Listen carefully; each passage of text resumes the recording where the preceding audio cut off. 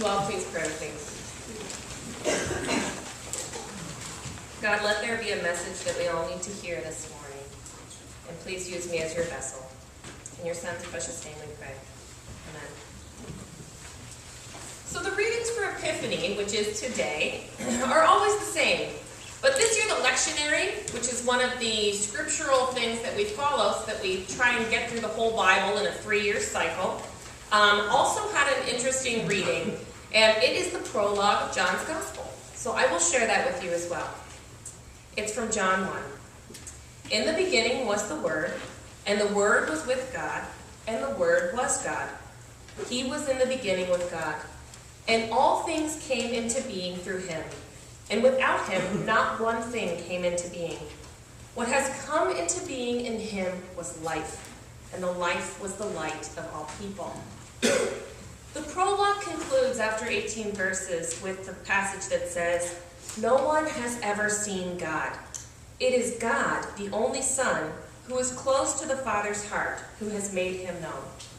This comes after we are told of the light coming into the world, a light that makes God visible by dwelling with us and making us children of the light with grace upon grace. So in the passage that Louise just read in Matthew 2, verses 1 through 12, we read about wise men from the east who are guided by a star, a sign that leads them to the light of the Christ child.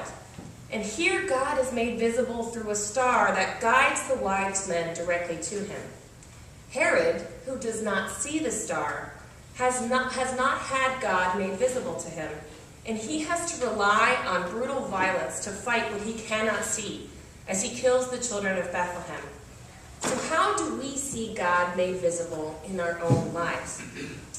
The English word epiphany comes from the Greek word epiphaneia, which means appearing or revealing. Epiphany focuses on God's self-revelation through Christ. God being made visible is the key point to any Epiphany sermon. But it is so easy to get caught up in the identity of the Magi and allow them to become the focus of the story. In fact, there are countless articles inquiring about the identity of the Magi. Are they really kings? We know they're not from the Orient.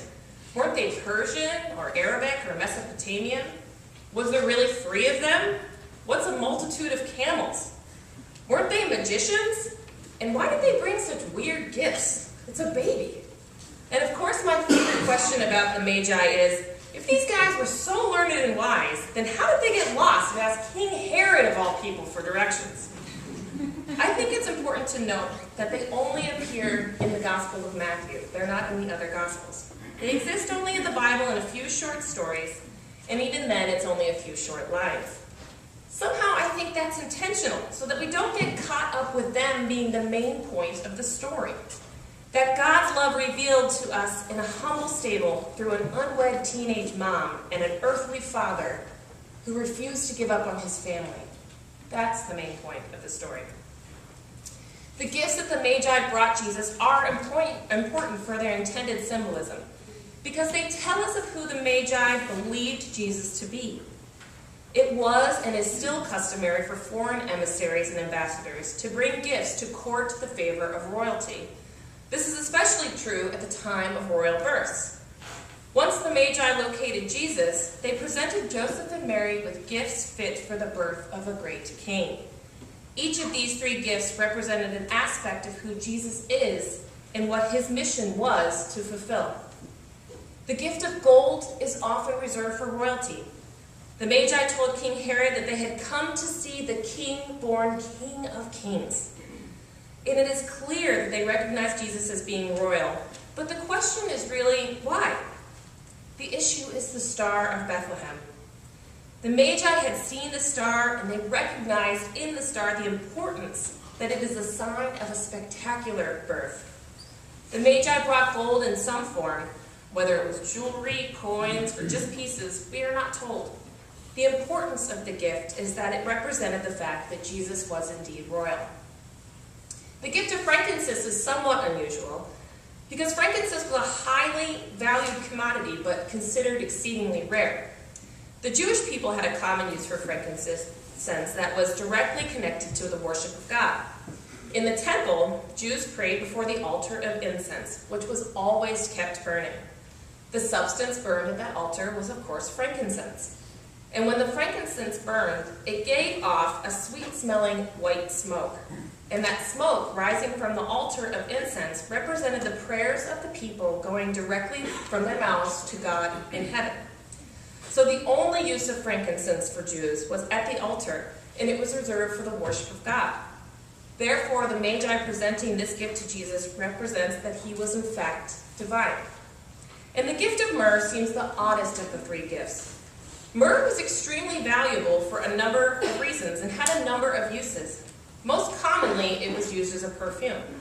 Sometimes myrrh might be used in the homes of the wealthy to create a pleasant fragrance, because you know that they didn't shower a lot back then. But normally, it was reserved for special instances. The major use of myrrh was for burials. Myrrh was placed on the cloths used to wrap bodies for burials to help prevent the smell of decay following death.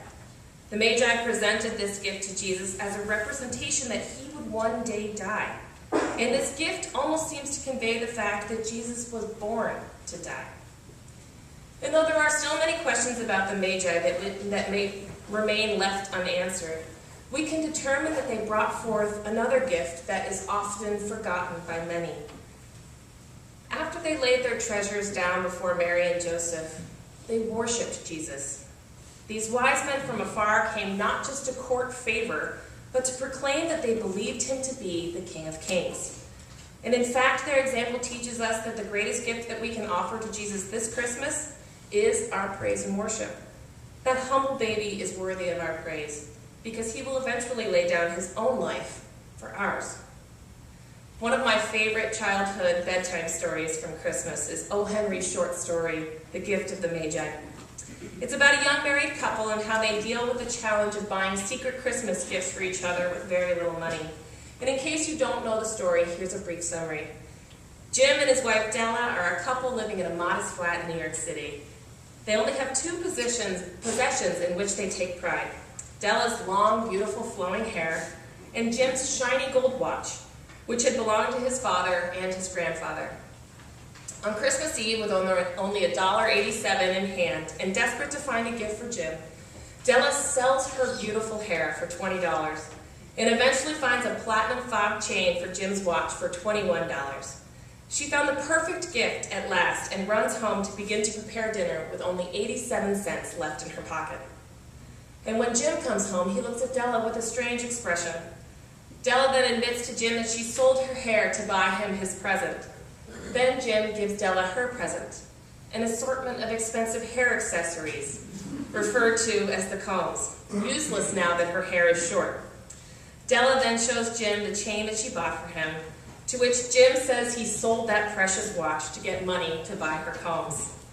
And although Jim and Della are now left with gifts that neither one of them can use, they realize how far they are willing to go to show their love for each other and how priceless their love really is.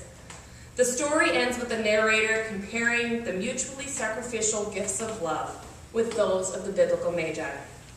O. Henry writes, "The Magi, as you know, were wise men, wonderfully wise men, who brought gifts to the babe in the manger. They invented the art of giving Christmas gifts. Being wise, their gifts were no doubt wise ones, possibly bearing the privilege of exchange in case of duplication. And here I have lamely related to you the uneventful chronicle of two foolish children in a flat who most unwisely sacrificed for each other the greatest treasures of their house. But in a last word to the wise of these days, let it be said to all who give gifts that these two were the wisest. Oh, all who give and receive gifts such as they are the wisest. Everywhere they are the wisest.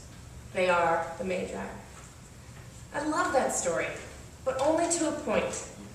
Because why is it so easy for us to give that kind of love, that self-sacrificing love to each other, to those whom we love most, but not to God? Why is it so hard for us to give up our most precious possessions and attachments and turn it over to the one whose death prevented our own? He gave up everything for us. And the best that we can do is sort of return the favor. So I guess that's my challenge to you on this first Sunday in the new year. Don't just sort of love God in 2014. Try to learn to fully love God. That should be why we're in church, even if it's not what originally brought us. I know you're here to see my shining smile and to hear my funny jokes from the pulpit. But to witness to the fact that the King of Love is born on Christmas is why we're here. He was real. He is real. And he has many things to teach us. The pivotal question for us is not why or how we got here, but what road our lives will take now that we've met this infant Jesus. We can leave this place and walk back into the intrigue and wrong intentions and mixed motives of our prior lives. That's what the Magi could have done. But instead, they decided upon a different path. And so can we. We can rise and walk a different road. So I encourage you all now to go and prepare ye the way of the Lord.